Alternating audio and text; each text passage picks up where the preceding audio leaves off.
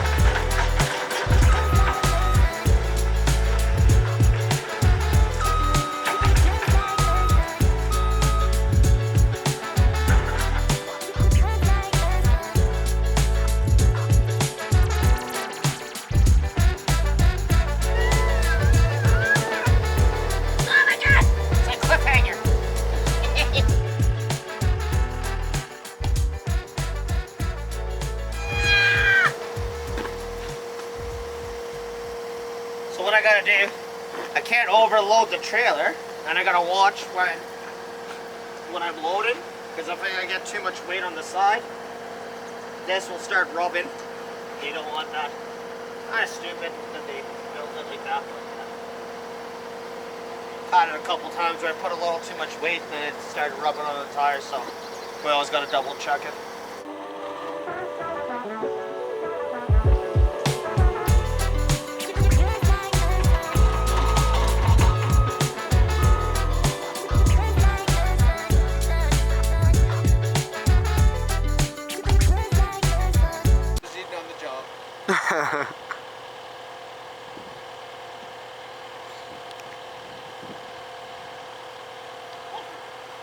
Pretty good.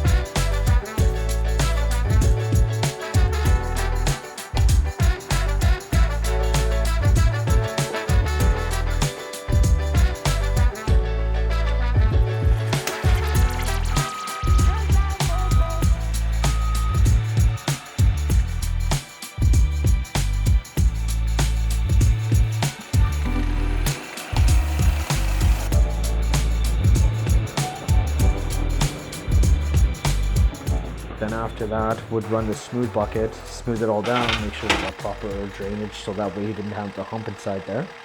Whoa, this girl. Hey, step on it? No, Yeah. that looks awesome. I still got a pack.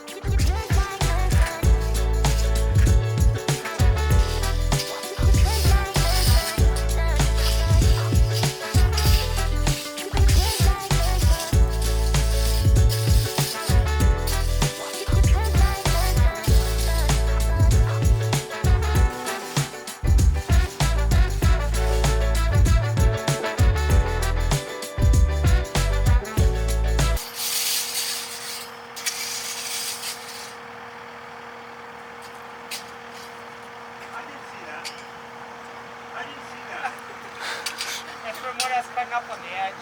I think there's evidence. Piling evidence. Don't worry about it.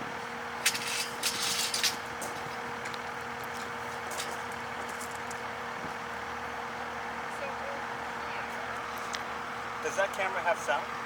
Yeah. Oh no.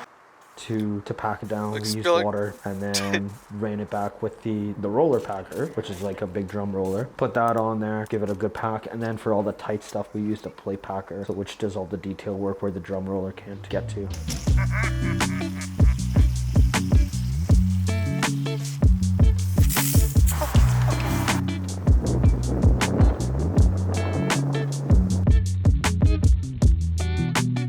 Because the thing is, it's so warm. It's our garage sold, but This is my rock collection.